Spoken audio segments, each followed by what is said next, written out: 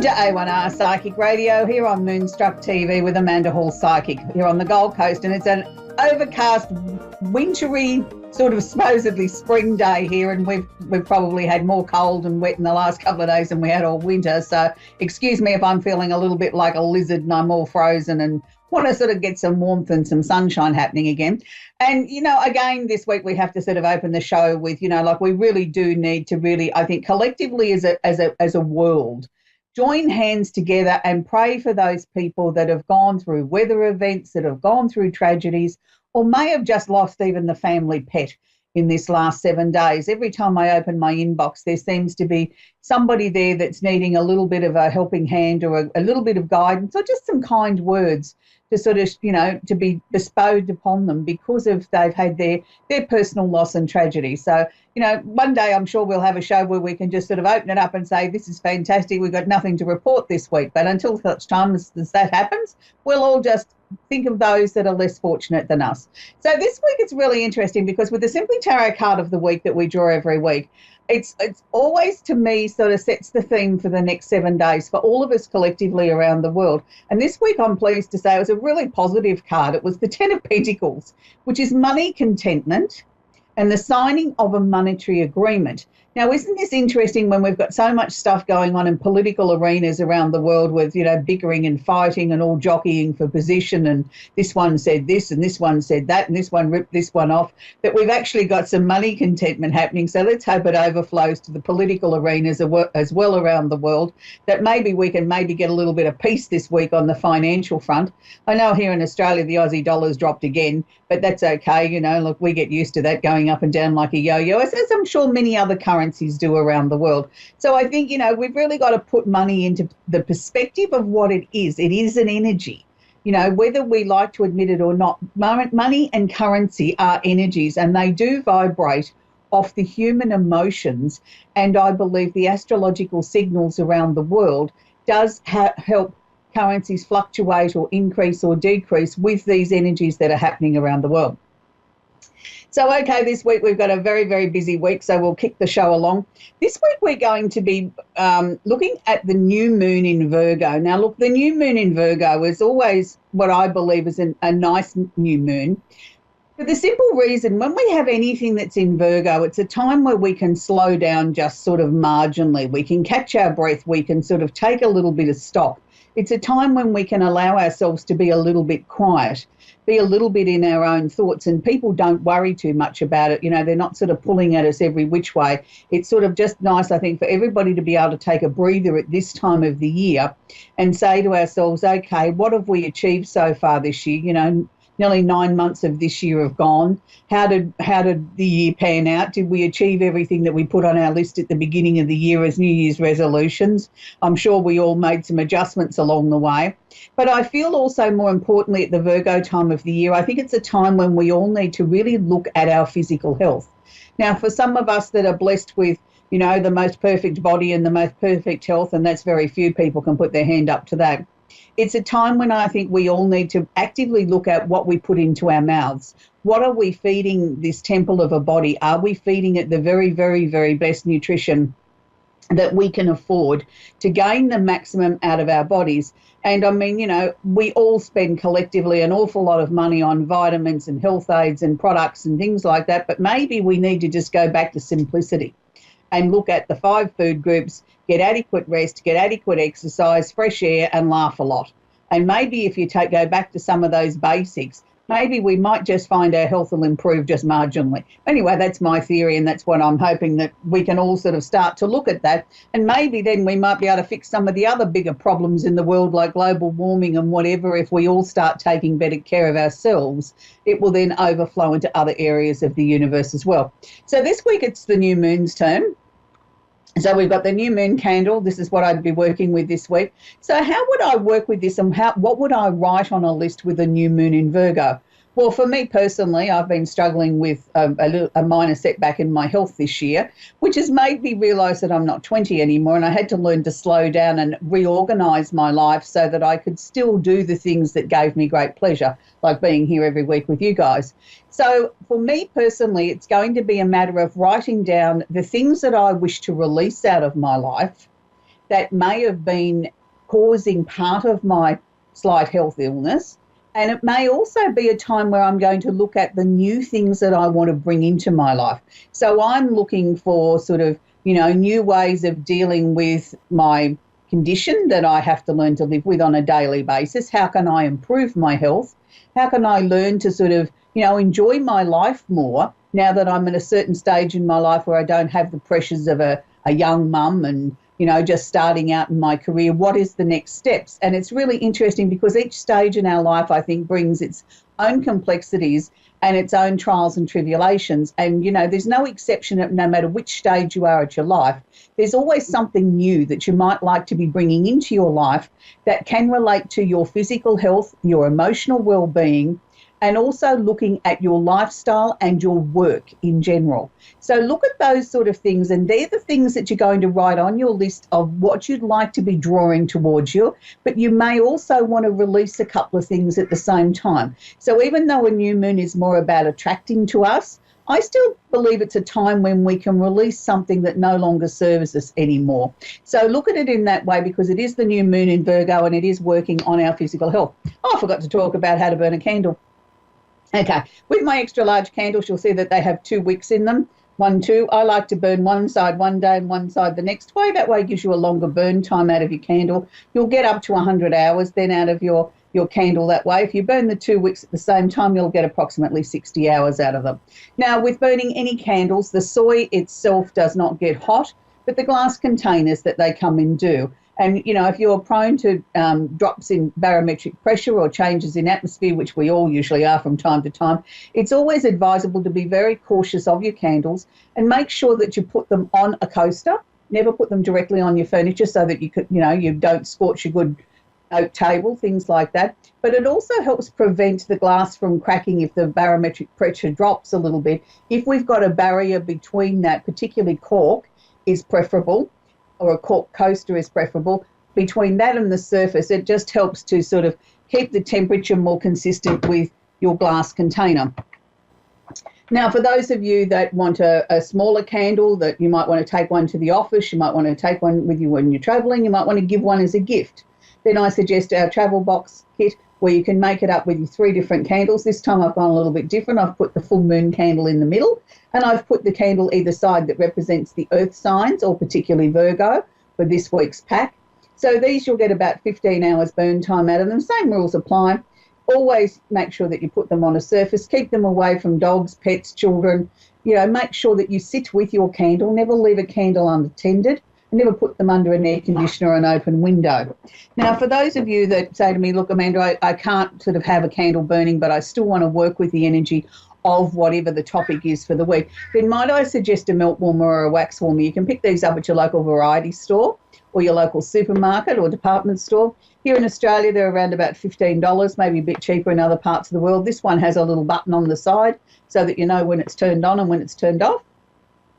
Write your list, do the same sort of principles, always placing it on a coaster as well. But the difference with this versus a candle is that you can safely leave this going, while you're in the building, so that, you can turn it on first thing in the morning, read out your list for the day, pop it under the melt warmer, and then, you're safe to go about your business for the day, and then just turn it off at the end of the day when you're finished. I tend to use probably my melt warmer more than I do candles, but it depends. I mean, if I know I'm going to be in a location where I can comfortably be in eye shot of my candle for a minimum of 15 minutes, then I will use a candle. But if not, I use a melt warmer. So they're the choices that we have. So I hope you enjoy working with the new moon this week. The new moon is actually on the 10th of September. So it's before next week's show. That's why I spoke about it this week, so that you can get ready. I like to work with the process of 2 days on the approach, 3 days of the moon cycle, and then 2 days on the decline. So if we're looking at it being on the 10th, so 2 days before the 10th is the 8th, you would write your list, you would start reading it out aloud, light your candle, put it underneath, and then sort of, work through your 7-day process. I like to work in 7-day processes. I feel it gives you enough momentum to get the energy going for what you're actually working with the candle. Now, I'm really excited to say that each week we talk about a famous singer, and we've been working our way through the zodiac. And last week I happened to pick my producer's favourite singer of all time, Helen Reddy, who was a Scorpio. This week, I'm really even more excited to say his wife apparently has an ultimate favourite singer too, who I already had down on my list for the male Sagittarian singer when I first started compiling my list. He was one of the first people I put on the list.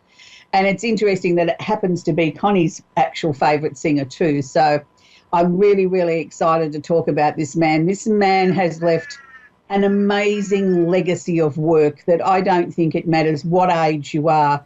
When you mention this man's name, or sometimes even may not know him by name, but when you mention some of his songs, people go, oh, yes, of course. You know, yes, I know that song, or I know that work, or one of my favourite songs, I didn't realise that was who sang it, but I know the song, and it's something that I find very uplifting. And it's the one and only Jim Morrison. Now, most of you would know Jim Morrison as being the lead singer from The Doors, which he was, but he was also very much known for his poetry. And I've been a Jim Morrison fan for as long as I can remember, probably because he's a fellow Sagittarian, and his lyrics just appealed to me. There was always something there that you could take from it, and you could twist it and turn it into another different way and get a different message out of it and sort of pull it apart almost like a jigsaw puzzle and put it back together again. And, you know, I really, really do admire Jim Morrison. And for a lot of people, they don't realise he came from a military background. Him and his father never got on. It was a really difficult time for him in his youth. Yes, look, he was the typical Sagittarian. He tried everything at least once. And, you know, for people that do know the story about him, yes, he was very heavily into doing things that probably weren't on the right side of the law as far as, you know, smoking the green weed, and he liked to drink a little bit, and he liked to live life to the fullest and experiment with things. And he was, you know, affectionately known as the Lizard Man or the Lizard King. And that's for the time that he spent in the desert, you know, wanting to understand the shamanic way of life. So this man experienced a lot of things, but I mean, he's first and foremost a poet. And that's, I think, an area of his life that most people didn't understand. Poetry was the big thing for him. The lyrics from the songs came from his poetry. It was just his band would sort of start to strum music along with the words that he was voicing on stage. And then quite often they turned into actual songs. So Jim Morrison's grave is in France. It's one of the most visited graves on the planet. To this day, there's a lot of controversy about whether he was murdered. Did he die of natural causes? Was it an overdose? We'll probably never know. And maybe it's best left that way, because even if we did have an answer, maybe there's many of us that wouldn't believe the answers that were given. So sometimes it's better for things to be sort of left unsaid. So I read many, many articles where they said had he tried to return to the States, he would have been arrested. I know he was taken off many shows because he wouldn't change the lyrics to words and things like this. And my producers put up on the screen some of his famous songs. And look, there's many, many, many of them. Riders on the Storm, Touch Me. But I think the one that most of us know, and it's like Jim Morrison's anthem, is Light My Fire. And there has been so many versions of that song, but when you watch that one on YouTube and you see Jim Morrison and the emotion and the expression that he puts in it, and him in his gorgeous, you know, leather pants, and you just sort of look at this man and you think, oh, it was such a waste that he died such a young age before most of us even start to get going in our life, and he was taken from us. We wonder what he could have done had he lived to be an older person. How much more wisdom would he have been able to bestow on the planet and leave with us? I mean, I know I have a son who's probably nearly as old as a lot of you, who was born on the same day as Jim Morrison. And I know in his teenage years when I used to hear that music coming out of his bedroom, and I'd think, isn't that amazing that even the young people love his material, you know, sing along to it, you know, probably don't know that their mothers and fathers particularly like him, but to them, he still captured the youth. He still had an important message to share with many people. And I'm sure he will go down in history as one of the greatest rock and rollers of all time. And yes, he was inducted into the Rock and Roll Hall of Fame and has had many other awards and, you know, made television shows. And there wasn't anything that young man didn't pack into his 27 years of life. And we salute you, and we'll certainly be lighting your fire, Jim Morrison. So I think we should really probably look at taking a call, because we've got Kim at Southgate in Michigan. Are you there, Kim? Yes. How can I help you tonight, Kim? Well, I'm having a lot of lot of issues in my life, relationship, Right. medical, just all the way around. So I would love some guidance. Okay. So let's start with your relationship first. To me, there's a lot of question marks sitting around that. So is that you questioning whether or not you want to continue to stay in this relationship, whether this relationship is actually right for you? Is that what you're questioning?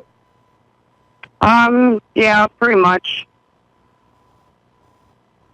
But I feel that there's not enough communication there between the two of you. It's sort of like you seem to do all the talking and the other person doesn't sort of really respond.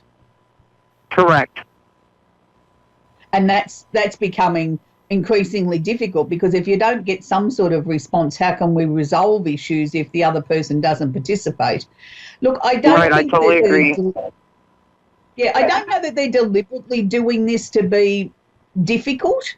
I don't think they know what to say. Do you know what I mean? They know what's in their heart, they know what's in their head, but trying to get that to coincide with words coming out of their mouth, it's really difficult.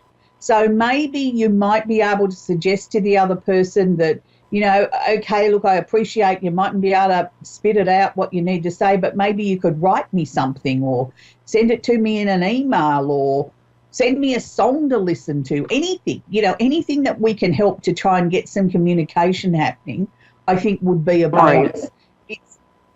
I truly don't believe that they want the relationship over, and I truly don't believe that they're doing this on purpose. I mean, there is some people that just are difficult, you know, and that's just who they are and do it deliberately. But Right. this person isn't being that way. They just don't know how to get the words out. You know, like it's easier for some people than others. And for them, it sounds all great in their mind. And then when they go to put it into words, it's like, I can't say that because it sounds stupid.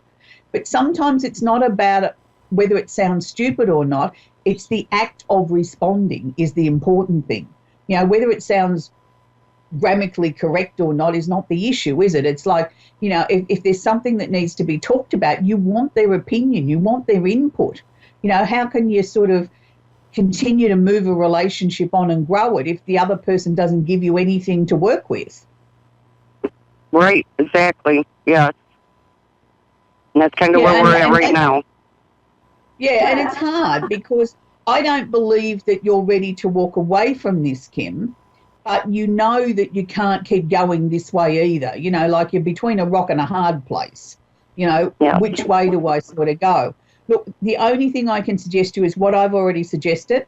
I think give it a little bit more time. It's like, you know, you've got to give it, you know, 2, 3, 4 months of trying to coax this other person to find other ways to communicate with you in ways that, you know, will start the lines of communication.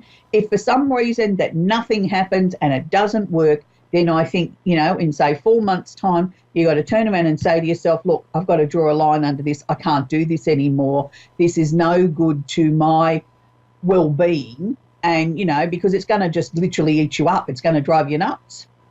Yes, yes. And then there's too much focus. We were together almost 3 years. He proposed to me, so we were engaged, and we've been separated since April, but we still communicate. We're still hanging out, and I pretty much said, you know, we need to figure out where this is going because I'm not going to be a puppet on a string. And we still talk and stuff like that, but I mean, as far as our relationship, you know, trying to talk to him about that, it's like you said, it's hard for him to talk about it. Yeah, it is. I mean, it's easy for him to have a conversation about somebody else or the weather or, you know, what packet of soap out of the bar because there's no emotions involved in that. And that's where it's very difficult, you know, because you quite often see people like your former fiance, they could be, you know, in jobs where they communicate for a living and you think, well, why can't they communicate in a personal level? It's because they haven't been trained that way. And that's what it is. It's a matter of training. We don't all just automatically become born with the skills to be able to open up and talk about our emotions. It is a skill that we need to acquire. And I think partly what I'm picking up from him too is also, I think he's frightened. I think he's frightened that he's going to let you down. So obviously there was a reason why the two of you broke up and the engagement was sort of postponed or cancelled. Did we ever get to the bottom of that issue? Because I still feel that's like the elephant in the room. No, we never got to that. To that, it just kind of came out of nowhere. Right. But so I'm taking it was him that broke it off, not you. Yes. Yeah. I still think that comes back to self-esteem, back to him sort of feeling inadequate, feeling that he can't give you what you need, and he hit the panic button, and that's why he called it off. That's what I'm feeling. I don't think it was necessarily that there was a major issue between you two as such. Just all of a sudden it dawned on him, oh my goodness, I'm going to be a husband and I've got to be this, this, this, and this, and this. And it was like, well, you know, okay, we all have responsibilities going into a marriage, but he didn't necessarily need to hit the panic button without talking to you. At least if he voiced his fears or his phobias or his concerns, at least then you could have talked them through together as a couple. But just pulling that roller door down and shutting you out is not a solution. Right.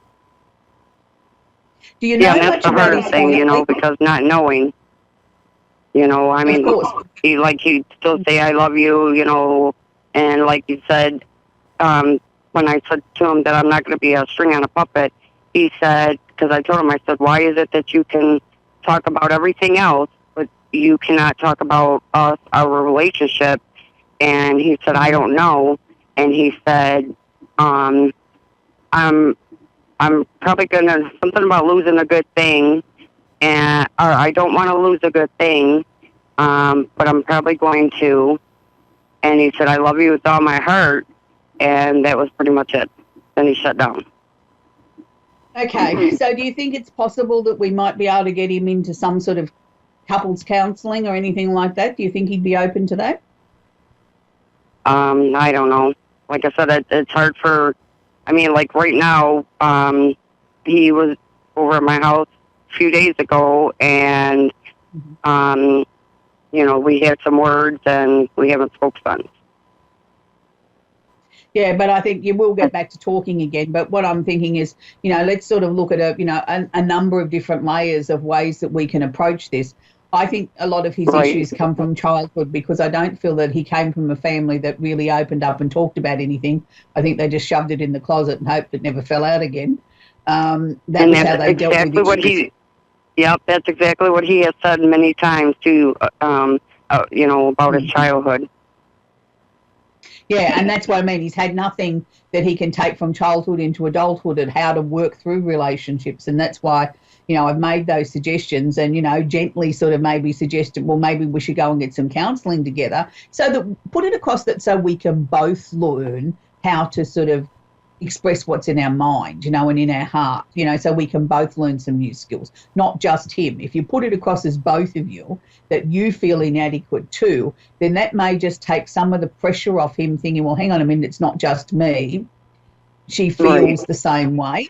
You know what I mean? Like sometimes you just get so overwhelmed in your own situation that you don't know what else to do. Yes. And that makes it really, really difficult, doesn't it? So, you know, we need to sort of try and find some ways, because I truly think, Kim, there's too much in this to throw it out the window just yet. You know, you've invested so much time and you still love this man. And I just sort of feel it's important. We've got to give this every possible shot we can. And then if for some reason after that you can't pull it together, well, then you turn around and say, well, it's with a heavy heart, but you leave me no choice. You know what I mean? I've got to turn my back and walk away.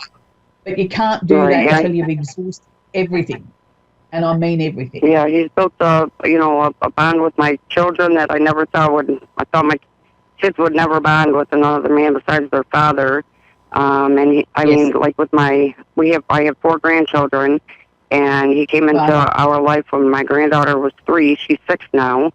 And the 3 boys, he was there at every one of, you know, their births, and the bond is phenomenal.